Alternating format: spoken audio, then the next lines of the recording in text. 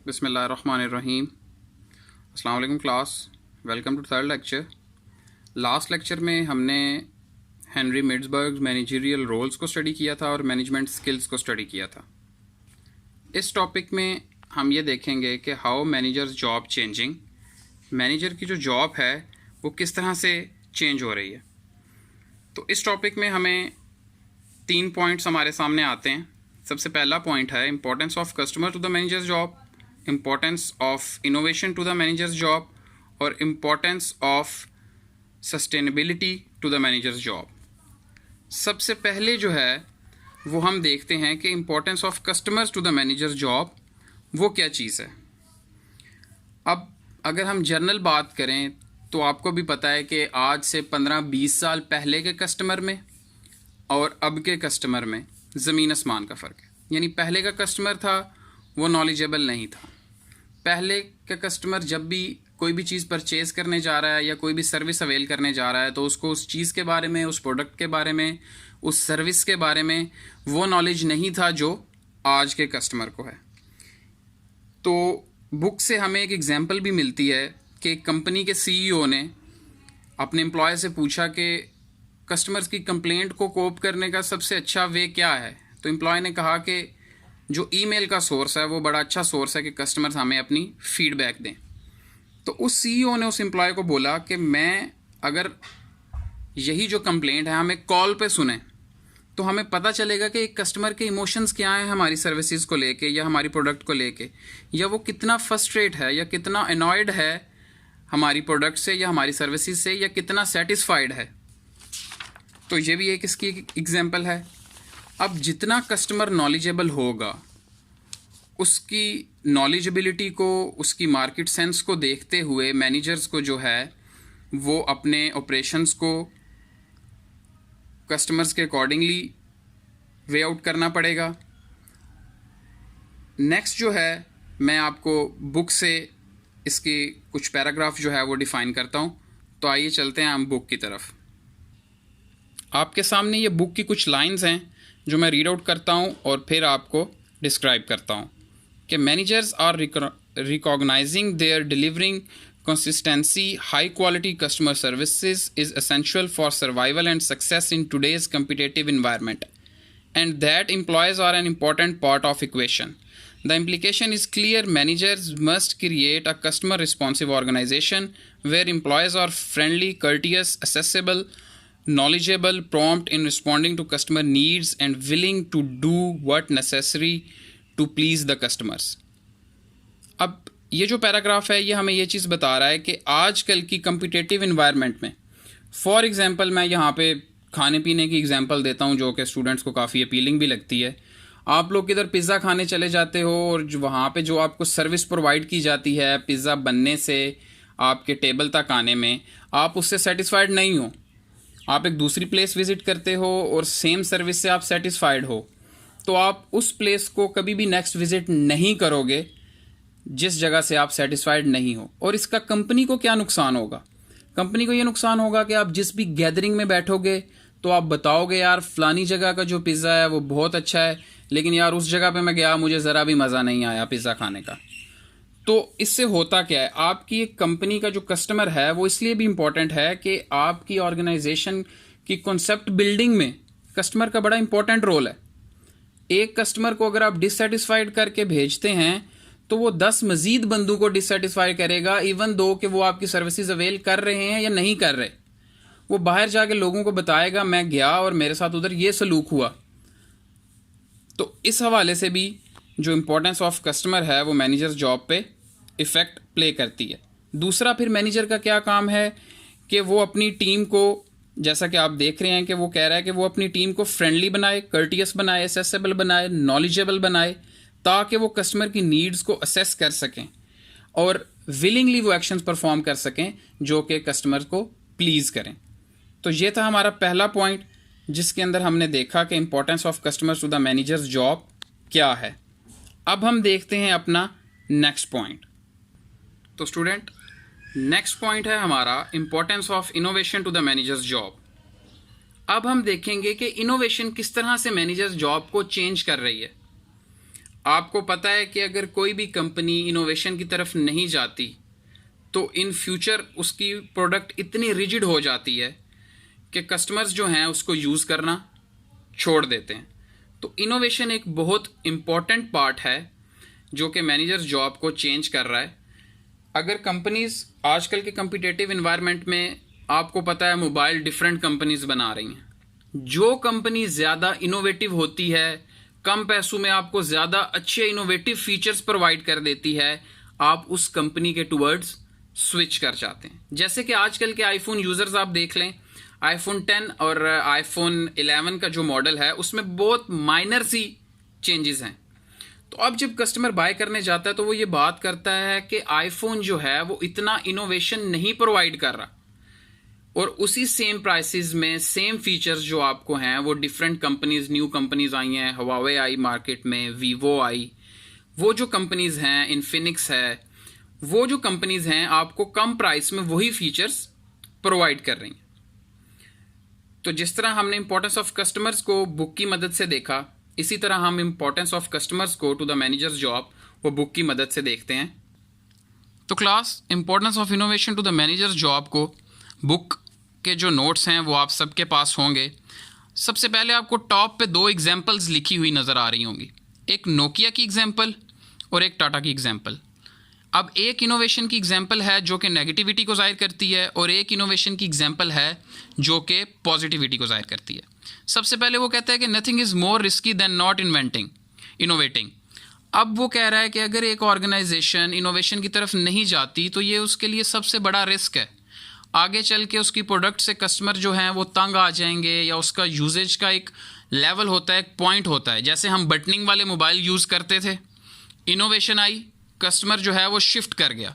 तो इसी तरह अगर एक कंपनी अपनी प्रोडक्ट को इनोवेट नहीं करेगी तो और दूसरी कोई भी कंपनी कम्पिटिटिव इन्वायरमेंट में रहते हुए अपनी प्रोडक्ट को इनोवेट कर जाएगी तो आपके कस्टमर्स शिफ्ट हो जाएंगे उस प्रोडक्ट के टुवर्ड्स। यही बात हमारी पहली एग्जांपल को जस्टिफाई करती है जो कि नोकिया की एग्जांपल है। आप खुद देखें कि जब मार्केट में एंड्रॉयड सिस्टम इंट्रोड्यूस होने जा रहा था तो नोकिया इसके इम्पोज गया। नोकिया ने उस सिस्टम को अडॉप्ट नहीं किया। नोकिया जो कि एक मोबाइल मार्केट का सबसे बड़ा सेलर था एक टाइम पे, सिर्फ इनोवेशन ना करने की वजह से, अपनी प्रोडक्ट को मॉडिफाई ना करने की वजह से आज वो लोएस्ट सेलिंग पे आ गया है। इवन दो कि जो नई कंपनीज़ हैं उनके मोबाइल नोकिया से ज़्यादा सेल आउट हो रहे हैं। ये थी हमारी नेगेटिव एग्जांपल कि अगर आप इनोवेशन नहीं करोगे तो आपकी जो प्रोडक्ट है, आपकी जो सर्विसेज हैं, लोग उनसे डेविएट कर जाएंगे उन कंपनीज़ की तरफ जो कि ज़्यादा इनोवेटिव हैं। अब हम नेक्स्ट एग्जांपल अपनी देखते हैं। इंडिया की बहुत मशहूर कंपनी है टाटा। अब जो चेयरमैन थे टाटा के, रतन टाटा, उन्होंने अपने एम्प्लॉयज़ को बोला कि आपने इकोनॉमिक कंडीशंस को देखते हुए हमें अपनी कॉस्ट को कट करना है, और कॉस्ट को कट करते हुए हमें एक बड़ी क्वालिटी प्रोडक्ट जो है वो मार्केट में इंट्रोड्यूस करवानी है। उन्होंने अपने एम्प्लॉयज़ को ये सेंस दी, अपनी टॉप मैनेजमेंट को ये सेंस दी। इसी तरह वो लोअर लेवल तक, जो हमने पीछे बात की थी कि टॉप मैनेजमेंट से मिडल मैनेजमेंट तक, मिडल मैनेजमेंट से लोअर मैनेजमेंट तक, वो मैसेज कम्युनिकेट हुआ, वो प्लानिंग कम्युनिकेट हुई, और उस मैसेज को सामने रखते हुए टाटा कंपनी ने नैनो कार बनाई जिसकी प्राइस सिर्फ $2000 थी, जिसे मिनी कार भी कहते हैं। तो अब उन्होंने किया क्या, उन्होंने इकोनॉमिक कंडीशंस को देखते हुए अपना जो माइंड है उसे रिजिड नहीं किया कि अब इस कंडीशन में कुछ भी नहीं हो सकता। यहाँ पे उसने एक लाइन भी, एक वर्ड भी यूज़ किया कि think out of the box, कि समटाइम्स आपको कंपनी में ऐसी सिचुएशंस फेस करना पड़ जाती हैं कि आपको आउटसाइड द बॉक्स जाके सोचना पड़ता है, तब आप जो है उस कम्पिटिटिव मार्केट में सर्वाइव कर सकते हो। तो ये थी इनोवेशन की इंपॉर्टेंस जो कि मैनेजर्स जॉब को चेंज कर रही है। मैनेजर्स को देखना होगा कि कम्पिटिटिव इन्वायरमेंट में रहते हुए किस टाइम पे हमें इनोवेशन की ज़रूरत है। ये था हमारा नेक्स्ट पॉइंट। अब हम देखते हैं अपना, तो क्लास हमने फर्स्ट 2 पॉइंट्स देखे, जिसमें हमारा पहला पॉइंट था importance of customers to the managers job, importance of innovation to the managers job, third point है हमारा importance of sustainability to the managers job. अब सस्टेनेबिलिटी का अगर आप उर्दू माना देखें तो इस्तेहकाम के मानों में इसको कंसीडर किया जाता है। सबसे पहले हम बुक से ही इस पॉइंट को भी स्टडी करेंगे। सबसे पहले हम सस्टेनेबिलिटी की डेफिनेशन देख लेंगे और इसमें कॉन्सेप्ट देखेंगे क्या है। इसमें एक्चुअली जो कॉन्सेप्ट है वो गो ग्रीन का कॉन्सेप्ट है। तो गो ग्रीन भी मैं आपको डिफ़ाइन करूँगा कि गो ग्रीन क्या चीज़ है। सो क्लास स्टडी हम करने लगे हैं कि importance of sustainability to the managers job. आपको रेड लाइंस लगी नज़र आ रही होंगी डेफिनेशन के नीचे। सबसे पहले डेफिनेशन रीड आउट करता हूँ, फिर बताता हूँ कि मैनेजर्स जॉब सस्टेनेबिलिटी की वजह से किस तरह से चेंज हो रही है। बुक हमें बता रही है कि sustainability has been defined as a company ability to achieve its business goals and increase long term share holder value by integrating economic, environmental and social opportunities into its business strategies. अब यहाँ पे हम लोग ये चीज़ देख रहे हैं कि एक ऑर्गेनाइजेशन हमें पता है या सर्विस प्रोवाइड कर रही है या प्रोडक्ट बना रही है। अब देखना है कि उस सर्विस के या उस प्रोडक्ट के इन्वायरमेंट पे क्या इम्पैक्ट्स सामने आ रहे हैं। तो यहाँ पे हमें गो ग्रीन का कॉन्सेप्ट हमारे सामने आता है कि डिफरेंट ऑर्गेनाइजेशंस आप सुनते होंगे कि कोक जो है वो गो ग्रीन हो गई, या मैकडोनल्ड्स गो ग्रीन हो गया, या बैंकिंग सेक्टर अपने आप को गो ग्रीन करने जा रहा है।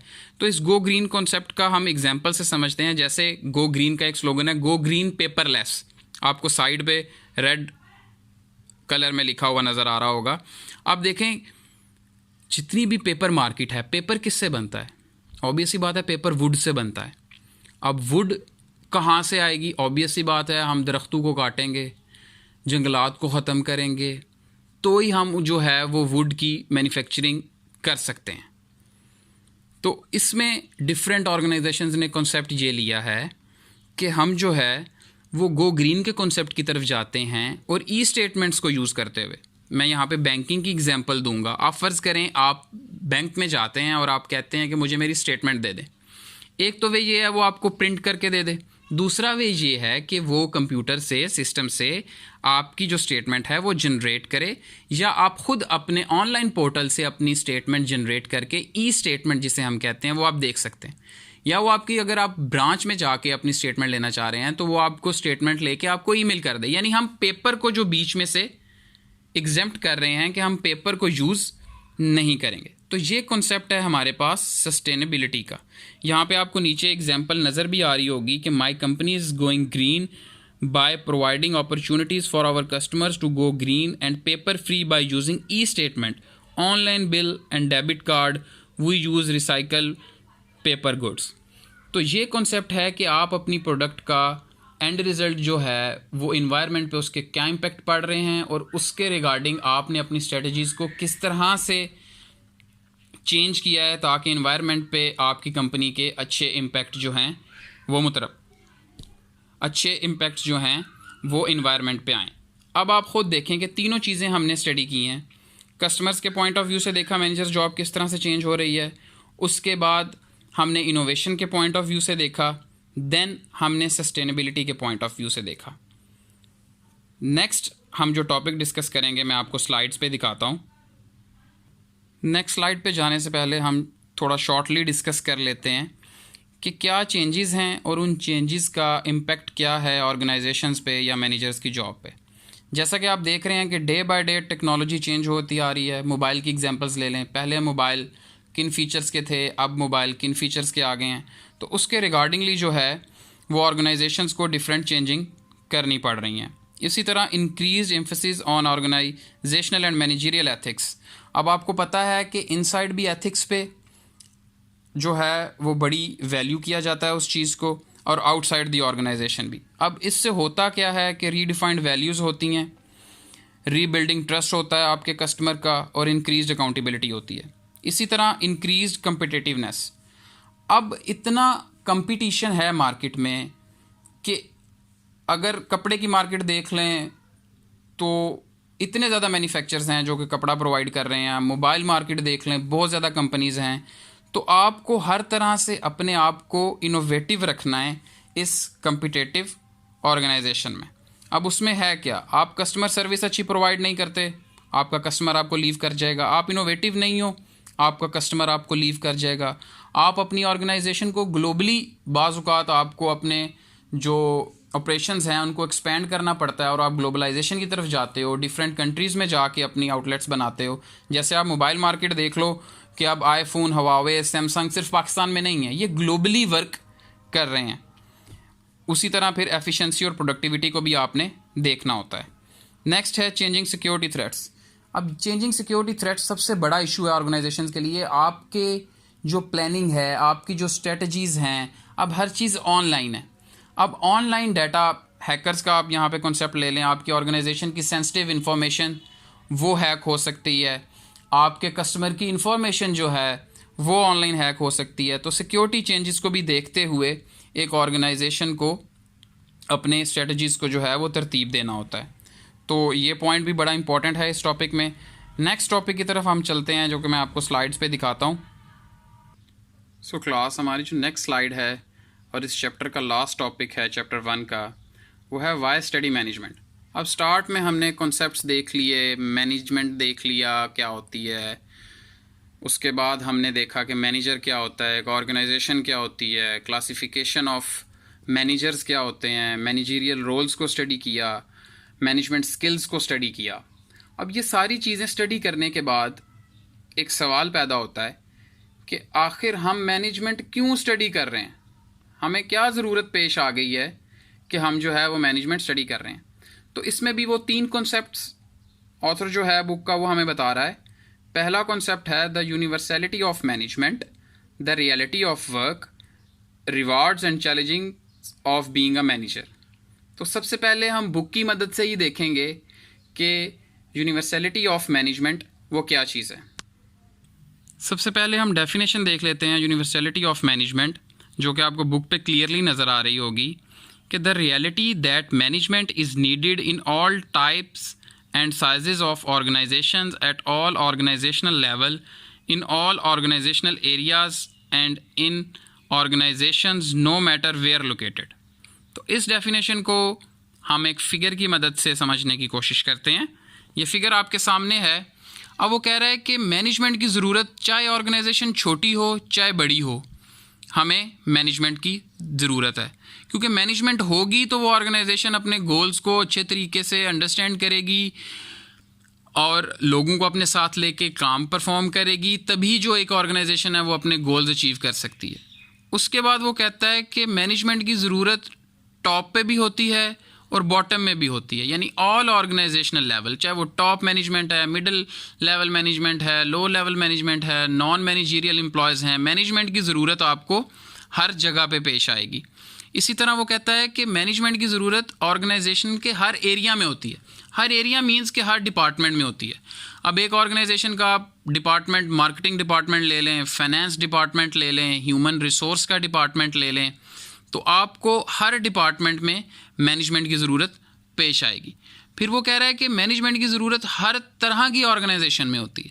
हर तरह की ऑर्गेनाइजेशन मींस कि प्रॉफिट ऑर्गेनाइजेशन और नॉन प्रॉफिट ऑर्गेनाइजेशन। आप खुद सोचें कि अब्दुल सत्तार ईदी की जो ईदी फाउंडेशन है, क्या वो इतनी बड़ी ऑर्गेनाइजेशन जो नॉन प्रॉफिट ऑर्गेनाइजेशन है, क्या वो मैनेजमेंट के बगैर चल रही है? क्या कोई भी लोग बैठ के उसको मैनेज नहीं कर रहे? क्या उसके ऑपरेशंस खुद ब खुद परफॉर्म हो ही जा रहे हैं? तो ऐसा नहीं है। वहाँ पे भी लोग मौजूद हैं, वहाँ पे भी मैनेजर्स मौजूद हैं, वहाँ पे भी डिपार्टमेंट्स मौजूद हैं जो कि उस ऑर्गेनाइजेशन के गोल्स को मैनेज कर रहे हैं। इसी तरह प्रॉफिट ऑर्गेनाइजेशन में भी आपको मैनेजमेंट की ज़रूरत पेश आती है। नेक्स्ट अगर आप बुक पे देखें तो सेकंड पैराग्राफ में management is universally needed in all organizations, so we want to find ways to improve the organizations are managed. वो ये बात कर रहा है कि मैनेजमेंट की ज़रूरत हर ऑर्गेनाइजेशन को है, इसीलिए हर ऑर्गेनाइजेशन वो वेज़ फाइंड आउट कर रही है जिन वेज़ की वजह से वो अपनी मैनेजमेंट को इम्प्रूव कर सकती है। अब ऑर्गेनाइजेशंस ऐसा क्यों कर रही हैं? क्योंकि डेली बेसिस पे हम ऑर्गेनाइजेशंस के साथ इंटरेक्ट कर रहे हैं। अब किस तरह से इंटरेक्ट कर रहे हैं? आप किसी छोटी रिटेल शॉप पे चले जाएं, आप किसी बैंक में चले जाएं, आप किसी गवर्नमेंट ऑफिसेज में चले जाएं और वहाँ पे आपको अच्छे तरीके से डील ना किया जाए, तो इट मीन्स वहाँ की मैनेजमेंट में फ्लॉज हैं। तो यहाँ भी मैनेजमेंट का कॉन्सेप्ट आता है कि हर इदारे के लिए, हर ऑर्गेनाइजेशन के लिए, हर छोटी बड़ी ऑर्गेनाइजेशन के लिए मैनेजमेंट एक बड़ा इंपॉर्टेंट एलिमेंट है अपने गोल्स को भी अचीव करने का और अपने कस्टमर्स को सेटिस्फाई करने का, इवन अपने एम्प्लॉयज़ को, अपने सप्लायर्स को सेटिस्फाई करने का। तो ये है हमारे पास मैनेजमेंट का कॉन्सेप्ट। नेक्स्ट हम अपनी स्लाइड की तरफ चलते हैं। नेक्स्ट जो हमारे पास पॉइंट है वो है द रियलिटी ऑफ वर्क। आखिर मैनेजमेंट की रियलिटी क्या है, इसे क्यों हम स्टडी करें मैनेजमेंट को। तो ये भी हम जो है वो बुक की मदद से मैं आपको डिफाइन करता हूँ। The reality of work. अब इस पैराग्राफ में हमें बताया ये जा रहा है कि जब भी, जैसे जब मैं स्टडी कर रहा था या अभी आप लोग स्टडी कर रहे हैं, तो अपना जब भी हम ग्रेजुएशन कंप्लीट करते हैं या मास्टर्स कंप्लीट करते हैं, हम किसी भी जॉब में जाते हैं। अब जब हम किसी भी जॉब सर्कल में जाते हैं तो आप मैनेजमेंट के साथ इंटरेक्ट होते हो। या तो आप खुद मैनेजमेंट बन जाते हो, या तो आप खुद वो पर्सन हो जो कि चीज़ें मैनेज कर रहा है, या तो आप किसी ऐसे बंदे के अंडर काम कर रहे हो जो वो सारी चीज़ें मैनेज कर रहा है। तो किसी ना किसी वे में आपका मैनेजमेंट से लिंक बन जाता है। आप बैंक में जॉब करते हो, आप सर्विस इंडस्ट्री में जॉब करते हो, आप टेक्सटाइल में जॉब करते हो, आप ऑनलाइन जॉब कर रहे हो, इवन वहाँ पे भी मैनेजमेंट की जो है वो आपको ज़रूरत पेश आती है। अपना आप वर्क किस तरह से मैनेज करते हो, अपने वर्किंग आवर्स किस तरह से मैनेज करते हो ऑनलाइन जो आपने काम परफॉर्म करना है। तो मैनेजमेंट की ज़रूरत वो कह रहा है कि जब भी आप अपनी प्रैक्टिकल लाइफ में मूव ऑन करते हो, आपको मैनेजमेंट की ज़रूरत, या आप मैनेजमेंट के साथ इंटरेक्शन आपका बन जाता है। अब वो कहता है कि इवन दो फ़र्ज़ कर लें आप मैनेजर्स नहीं बन रहे, ठीक है, तो मैनेजर ना भी होते हुए आपके अंदर कुछ ना कुछ मैनेजरियल स्किल्स होनी ज़रूरी हैं। फॉर एग्जांपल एक सुपरवाइज़र है, एक मैनेजर है अपनी प्रोडक्शन टीम का, वो अपनी टीम को एक टास्क अलॉट कर देता है। अब उसके एम्प्लॉयज़ में भी इतनी मैनेजरियल स्किल्स होनी चाहिए कि उसे पता हो कि मैंने ये काम परफॉर्म करना है, मैंने कितने टाइम में ये काम परफॉर्म करना है, जो कि मुझे टाइम लिमिट दी गई है। तो वो यही कॉन्सेप्ट की बात कर रहा है कि इवन दो आप मैनेजर नहीं हो किसी कंपनी के, आप एम्प्लॉय हो, आप नॉन मैनेजरियल स्टाफ हो वहाँ के, लेकिन फिर भी आप में कुछ ना कुछ मैनेजरियल स्किल होना ज़रूरी है। आप अपनी जर्नल लाइफ में देख लो कि मैनेजमेंट का एक बड़ा, हम अपने आप को सारे दिन में किस तरह से मैनेज करते हैं। यानी आपने यूनिवर्सिटी आना है तो आपको पता है कि मैंने सुबह उठना है, या मुझे जो असाइनमेंट्स या टास्क्स दिए गए हैं पूरे वीक के लिए, मैंने उनको किस तरह से मैनेज करना है कि मेरे वीक के एंड तक वो कंप्लीट हो जाएं, ताकि जब मैं अगली क्लास में जाऊं तो अपने काम को अच्छे तरीके से प्रेजेंट कर सकूं। तो इवन स्टूडेंट लाइफ में, इवन अपने स्टूडेंट लाइफ के बाद अपनी प्रैक्टिकल लाइफ में मैनेजमेंट आपको मैनेजमेंट के साथ हर तरह से इंटरेक्ट करना पड़ेगा। तो यही कॉन्सेप्ट है द रियलिटी ऑफ वर्क का, जो कि इस पैराग्राफ में बताया गया है। अब हम चलते हैं अपने नेक्स्ट पॉइंट की तरफ। सो क्लास, हमारे इस लेक्चर का और ये जो हमारा फर्स्ट चैप्टर है introduction to management and organization, उसका जो लास्ट पॉइंट है वो है rewards and challenges of being a manager. कि एक मैनेजर के क्या रिवॉर्ड हैं या क्या चैलेंजेस हैं जो कि उसको फेस करना पड़ते हैं। तो ये भी हम बुक की हेल्प आउट से मैं आपको समझाता हूँ। अब एक मैनेजर के लिए आपको क्लियरली बुक पे नज़र आ रहा होगा रिवॉर्ड्स और चैलेंजेस का कॉलम। अब आपने देखना ये है, अब रिवॉर्ड्स को आप इस सेंस में देखिएगा कि एक गुड फीलिंग, एक इनर गुड फीलिंग एक मैनेजर को जो है वो आती है। जैसे कि एक मैनेजर, सबसे पहला पॉइंट है create a work environment in which organizational members can work to the best of their quality.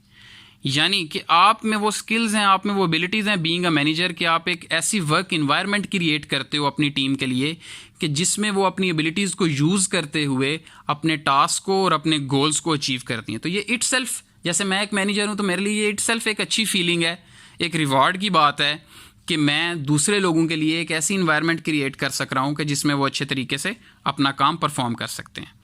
दूसरा, मैनेजर के लिए ये भी रिवॉर्ड की बात है। सेकंड जो हमारा पॉइंट है, have opportunities to think creatively and use imaginations, कि वो क्रिएटिवली थिंक कर सकता है, इनोवेटिव आइडियाज़ दे सकता है अपनी ऑर्गेनाइजेशन को कि अभी हमें इनोवेशन की ज़रूरत है। तो ये भी उसके लिए एक उसकी स्किल है, एक उसके लिए रिवॉर्डिंग पॉइंट है मैनेजर के लिए। तीसरा पॉइंट जो हम ऑलरेडी भी फर्स्ट पॉइंट में डिस्कस कर चुके हैं कि help others find meanings and fulfilment in their work, एक मैनेजर जो है वो दूसरे लोगों को सपोर्ट करता है, कोच करता है। एक मैनेजर के लिए ये भी एक रिवॉर्ड की बात है कि वो डिफरेंट लोगों के साथ काम करता है, इनसाइड द ऑर्गेनाइजेशन और आउटसाइड द ऑर्गेनाइजेशन। उसे डिफरेंट स्कूल ऑफ थॉट्स के लोगों के साथ बैठने का, काम करने का मौका मिलता है, जिससे उसकी स्किल्स भी इम्प्रूव होती हैं और जो दूसरे लोग होते हैं उनकी स्किल्स भी इम्प्रूव होती हैं। यानी एक दूसरे से आपको सीखने का मौका मिल जाता है। इसी तरह हमारा नेक्स्ट पॉइंट है कि receive recognition and status in organization and community.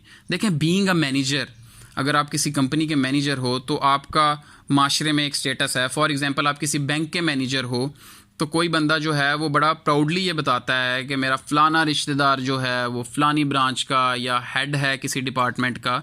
तो ये एक प्राउड फीलिंग है आप लोगों के लिए। उसके बाद हमारा आता है कि play a role in influencing organizational outcomes. अब एक मैनेजर जो है, जो एंड रिज़ल्ट एक ऑर्गेनाइजेशन का निकल रहा है, या ऑर्गेनाइजेशन एक प्रोडक्ट बना रही है या सर्विस दे रही है, तो जो सर्विस का जो या उस प्रोडक्ट का जो एंड रिज़ल्ट निकलेगा उसके अंदर मैनेजर का एक बड़ा इम्पॉर्टेंट रोल है, जो कि मैनेजर के लिए एक रिवॉर्ड की बात है कि वो इतना इम्पॉर्टेंट पर्सन है। यानी आप रीढ़ की हड्डी कह सकते हैं। फॉर एग्ज़ाम्पल, यहाँ पे मैं एग्जांपल दे लेता हूँ कि हम मैन्युफैक्चर कर रहे हैं जीन्स की पैंट्स। अब सबसे पहले क्या होगा, एक जीन्स बनानी है, उसका हम डिज़ाइन बनाएंगे। डिज़ाइन डिपार्टमेंट वो डिज़ाइन बना के अपने डिपार्टमेंट हेड यानी अपने मैनेजर को दिखाएगा। वो मैनेजर उस डिज़ाइन को अप्रूव करेगा। अप्रूव करने के बाद वो नेक्स्ट जाएगा कटिंग डिपार्टमेंट के पास। अब कटिंग डिपार्टमेंट उसको प्रॉपरली उसी डिज़ाइन की शेप पे कट करके अपने मैनेजर से अप्रूव कराएगा। तो हर डिपार्टमेंट इसी तरह, कटिंग के बाद स्टिचिंग, स्टिचिंग के बाद डिज़ाइनिंग, डिज़ाइनिंग के बाद एंड फिनिशिंग के बाद जो फाइनल प्रोडक्ट आएगी। तो हर डिपार्टमेंट के मैनेजर का आप देखें कितना इंपॉर्टेंट रोल है। अगर कोई भी डिपार्टमेंट का मैनेजर ठीक तरीके से काम नहीं करेगा तो इट मीन्स उसके नीचे जो टीम है वो भी ठीक तरीके से काम परफॉर्म नहीं कर रही। तो एक मैनेजर के लिए बड़ी रिवॉर्ड की बात है कि वो रीढ़ की हड्डी है एक ऑर्गेनाइजेशन के लिए, कि अगर एक बंदा, अगर मैनेजर ही ठीक नहीं है डिपार्टमेंट का, तो इट मीन्स उस पूरे डिपार्टमेंट में काम ठीक तरीके से नहीं हो रहा। इसी तरह है कि मैनेजर को डिफरेंट रिवॉर्ड्स भी मिलते हैं ऑर्गेनाइजेशन की तरफ से, जो लास्ट पॉइंट डिस्कस कर रहा है। नेक्स्ट हम देख लेते हैं चैलेंजेस क्या हैं एक मैनेजर के लिए। अब चैलेंजेस ऑब्वियस सी बात है, अगर मैनेजर को हम रीढ़ की हड्डी कह रहे हैं तो फिर ऑब्वियस सी बात है उसे उतना काम भी ज़्यादा परफॉर्म करना पड़ेगा। बाज़ औक़ात उसे अपनी मैनेजरियल ड्यूटीज़ से हट के क्लरिकल ड्यूटीज़ भी, बहुत ज़्यादा पेपर वर्किंग भी करनी पड़ जाती है ऑर्गेनाइजेशन के लिए। दूसरा, एक मैनेजर को सबसे जो मुश्किल काम है कि उसे डिफरेंट लोगों की डिफरेंट मेंटेलिटीज़ के साथ, डिफरेंट पर्सनैलिटीज़ के साथ उसे डील करना पड़ता है। हर एक को उसकी मेंटेलिटी पे जाके डील करना पड़ता है, उससे उसकी मेंटेलिटी, उससे स्किल्स के मुताबिक उससे काम लेना पड़ता है, जो कि एक मुश्किल काम है। इसी तरह नेक्स्ट पॉइंट में वो कहता है कि often have to make do with limited resources. बाज़ औक़ात जैसे हमने एफिशिएंसी का कॉन्सेप्ट देखा था कि मैक्सिमम आउटकम हमने मिनिमम इनपुट से लेनी है, यानी मिनिमम रिसोर्सेज से हमने मैक्सिमम आउटपुट जनरेट करनी है। तो ऐसी कंडीशंस भी मैनेजर्स के लिए चैलेंजिंग होती हैं। दूसरा, उसको डिफ़िकल्ट सिचुएशंस में, डिफ़िकल्ट इन्वायरमेंट में अपने वर्कर्स को मोटिवेट रखना होता है ताकि वो अपने गोल्स के टुवर्ड स्टिक रह सकें। इसी तरह उसे हर चीज़ को ब्लेंड करना होता है। जैसे ब्लेंड, हम मिक्सचर में हम जब शेक बना रहे होते हैं तो हम फ्रूट्स डालते हैं, मिल्क डालते हैं, हर चीज़ को ब्लेंड करते हैं तो एक एंड रिज़ल्ट हमारे सामने आता है। इसी तरह करता है कि एक मैनेजर को क्या करना पड़ता है। एक मैनेजर को भी यही काम है कि उसने नॉलेज को, स्किल्स को, लोगों की एबिलिटीज़ को, हर चीज़ को उसने मिक्सअप करके डायरेक्ट करना है ऑर्गेनाइजेशन के गोल्स के टुवर्ड, जो कि एक चैलेंजिंग वर्क है। नेक्स्ट वो कहता है कि success depends on others work performance. अब एक मैनेजर का जो सक्सेस है, सबसे चैलेंजिंग चीज़, एक मैनेजर का जो सक्सेस है वो उसकी टीम पे डिपेंडेंट है। मैनेजर क्या करेगा, एक प्रोजेक्ट उसने डेवलप किया टॉप ऑर्गेनाइजेशन ने, वो मिडल मैनेजमेंट तक आया, उसके बाद वो प्लांट मैनेजर तक आ गया। प्लांट मैनेजर ने अपनी टीम को उस प्रोजेक्ट को डिफ़ाइन करना है, उसके रिगार्डिंग जो मशीनरी उनको अलॉट हुई है उसका यूजेज बताना है, हमने कितनी प्रोडक्शन करनी है, कितने टाइम पीरियड में करनी है, वो सारी चीज़ें बतानी हैं। लेकिन ये सारी चीज़ें बताने के बावजूद मैनेजर की परफॉर्मेंस सिर्फ इस बताने से असेस नहीं की जाएगी। मैनेजर की परफॉर्मेंस असेस की जाएगी कि उसकी टीम ने जो काम परफॉर्म किया है और जो एंड रिज़ल्ट सामने आया है वो क्या है। तो जो एक मैनेजर का सक्सेस है वो अपनी टीम पे डिपेंडेंट होता है। फॉर एग्जांपल, यहाँ पे हम एक जर्नल अपनी क्लास की एग्जांपल ले लेते हैं कि मैं आप लोगों को स्टडी करवा रहा हूँ या कोई भी टीचर है जो आप लोगों को पढ़ा रहा है, तो उसकी एंड परफॉर्मेंस किस तरह से एवेल्यूएट की जाएगी? उसकी एंड परफॉर्मेंस जो है वो आपके रिज़ल्ट से एवेल्यूएट की जाएगी कि एक टीचर ने स्टूडेंट्स को पढ़ाया और स्टूडेंट्स उसका जो रिज़ल्ट है उसका आउटकम क्या आ रहा है। तो ये था हमारा पहला चैप्टर जिसमें हमने बेसिक मैनेजमेंट के कॉन्सेप्ट्स को देखे। ये हमारा लेक्चर 3 था। लेक्चर 2 इससे पहले जो है वो मैं अपलोड कर चुका हूँ। अब आप स्टूडेंट्स ने करना क्या है कि हमारी थर्सडे की डिस्कशन से पहले जो है आपने लेक्चर 2 और लेक्चर 3 ये दोनों लेक्चर सुनने हैं। देन जो है हम अपनी डिस्कशन जो है जो हमारी थर्सडे को है उसके अंदर क्यूरीज़ को डिस्कस कर लेंगे। Thank you class. अस्सलाम वालेकुम।